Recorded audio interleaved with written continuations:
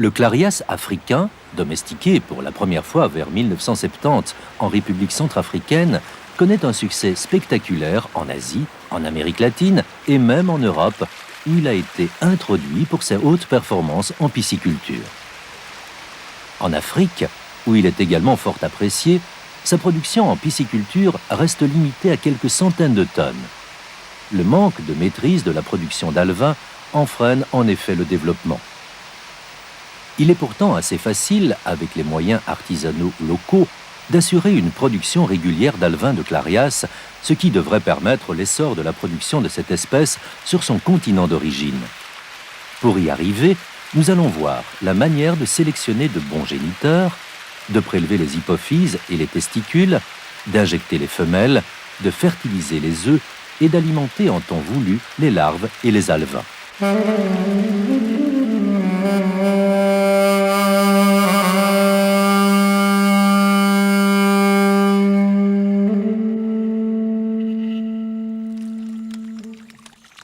Les géniteurs doivent être maintenus dans des étangs à la densité maximale de 1 poisson par mètre carré d'eau.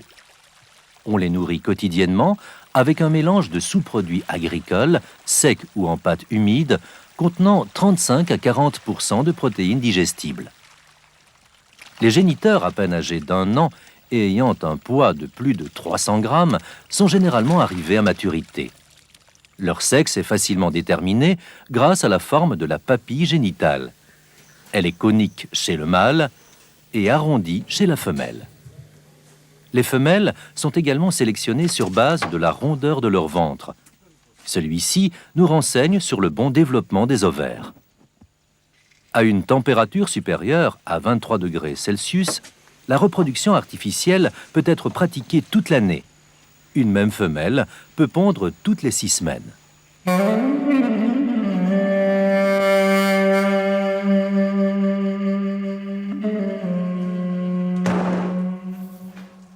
Chez le clarias africain, les hypophyses peuvent être prélevées sur les mâles comme sur les femelles.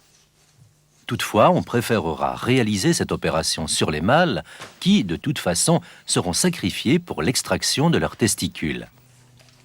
On veillera cependant à prélever l'hypophyse d'un mâle de poids équivalent à celui de la femelle à injecter.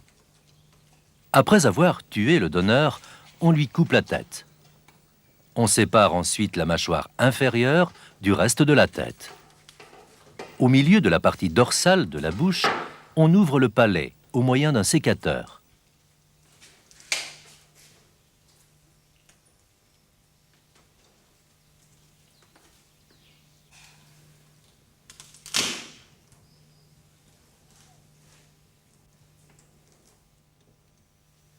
L'hypophyse est ce petit organe globuleux blanc et opaque qui apparaît très nettement sous le cerveau. On la prélève au moyen d'une pince. Déposée dans un mortier, elle est broyée au moyen d'un pilon. On ajoute quelques centimètres cubes de sérum physiologique et le tout est aspiré dans une seringue.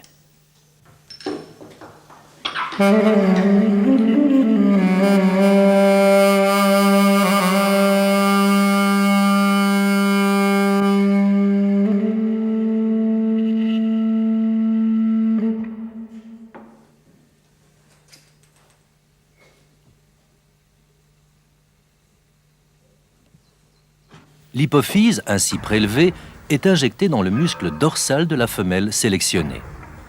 Elle est ensuite stockée seule dans un bac d'eau.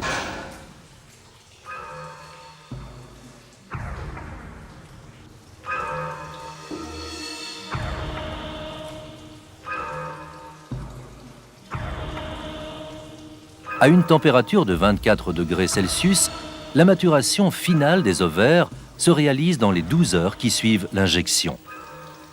C'est pourquoi on injecte généralement les femelles en fin d'après-midi pour les récupérer le lendemain matin. Si l'on craint des températures fraîches pendant la nuit, l'eau peut être réchauffée.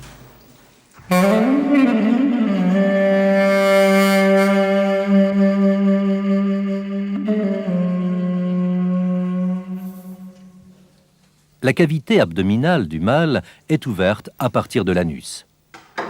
Le tube digestif est ensuite dégagé.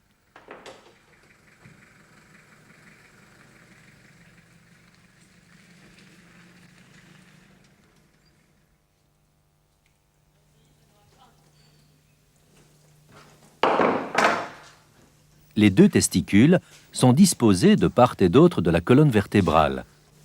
Les testicules à maturité se reconnaissent par leurs franges extérieures blanches et opaques. Il suffit alors de les détacher de la partie dorsale de la cavité abdominale en vue de les utiliser directement pour la fertilisation des ovules. Le prélèvement des testicules peut se faire sur le même géniteur qui nous a donné l'hypophyse, à la condition de pouvoir les stocker pendant une nuit au frigo.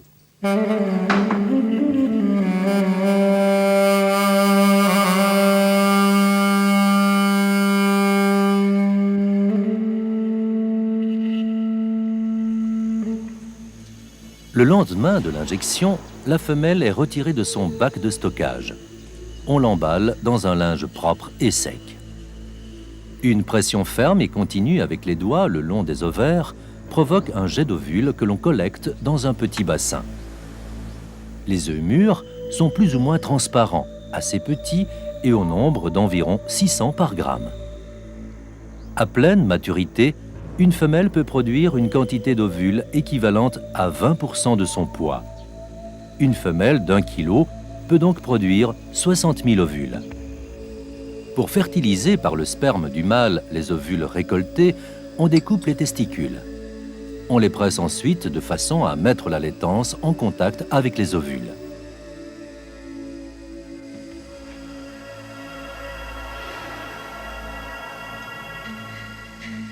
On ajoute alors un volume d'eau équivalent à celui des ovules afin de rendre mobiles les spermatozoïdes qui vont pénétrer les ovules et ainsi les féconder. On continue à mélanger le tout pendant 1 minute, temps de survie des spermatozoïdes, puis on passe à l'incubation.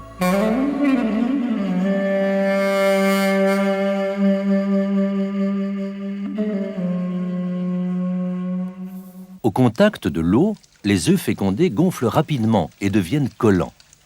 C'est pourquoi on doit les mettre rapidement en incubation. Une technique consiste à étaler les œufs en couches simples sur des cadres de toile moustiquaire ou de fin grillage inférieur à 1 mm. Ces cadres sont installés dans un bac sous une dizaine de centimètres d'eau bien aérée. Une autre technique utilise des plantes aquatiques flottantes comme les jacinthes d'eau ou les salades du Nil. On trempe leurs racines dans le bassin de fécondation et les œufs viennent s'y coller immédiatement.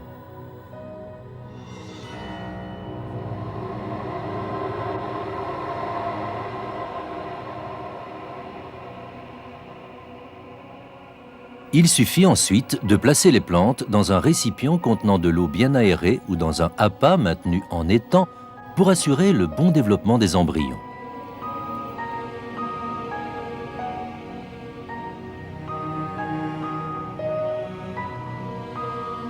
Avec une eau à 24 degrés Celsius et après une trentaine d'heures, l'éclosion est de l'ordre de 50% des œufs incubés.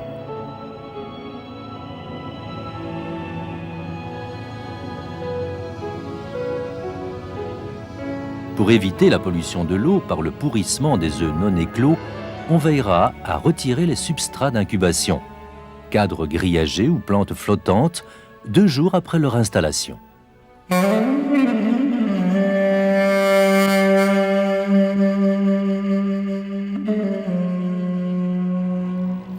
À l'éclosion, les larves d'1 milligramme, perchées sur leur sac vitellin, tombent sur le fond du récipient et effectuent des mouvements déséquilibrés.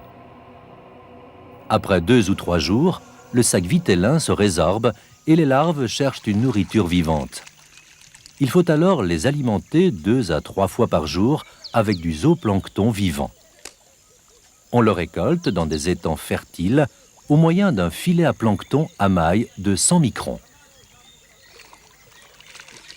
Petit à petit, le zooplancton est concentré dans un récipient, puis filtré à travers une grille à maille de 50 mm pour retenir tout insecte prédateur de larves de Clarias.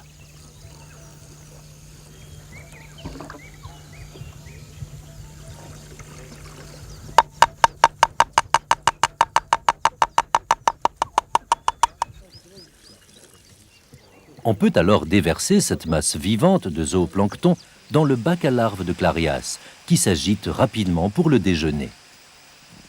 À l'âge d'1 semaine, on distribue, en complément du zooplancton, une fine poudre à granulométrie inférieure à 0,2 mm, constituée de son de riz, de son de blé et éventuellement de farine de poisson. À l'âge de 2 semaines, le poids moyen est de l'ordre de 100 mg. Les alevins sont alors déversés en étang d'alvinage en prenant soin de trier les plus gros individus qui ont une fâcheuse tendance à consommer les plus petits.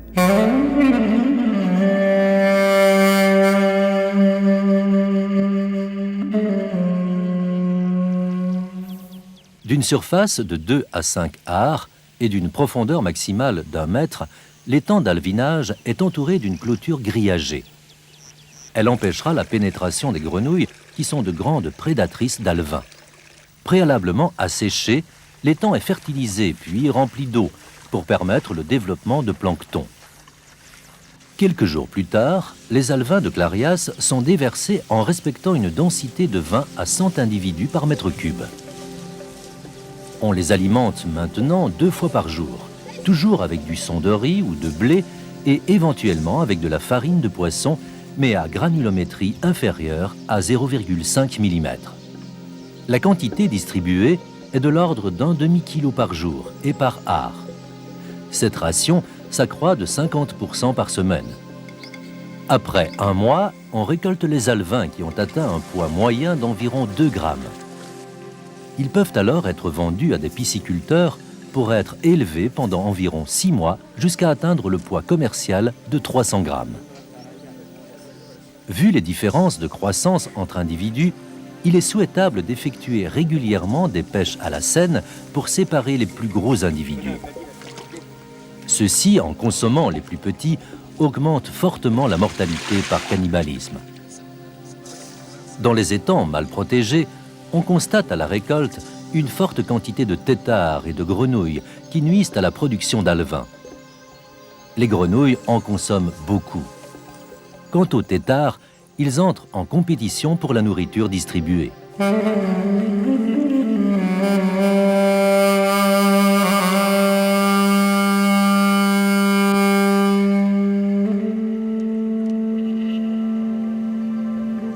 La reproduction artificielle du Clarias africain est possible en employant simplement les moyens locaux. Il est donc inutile d'acheter des hypophyses d'Europe ou des USA pour tenter cette reproduction. La maîtrise des techniques simples devrait permettre de développer rapidement la production de Clarias africains. La réussite de cette entreprise au niveau local permettra ainsi l'essor de la pisciculture de ce magnifique poisson dans son continent d'origine.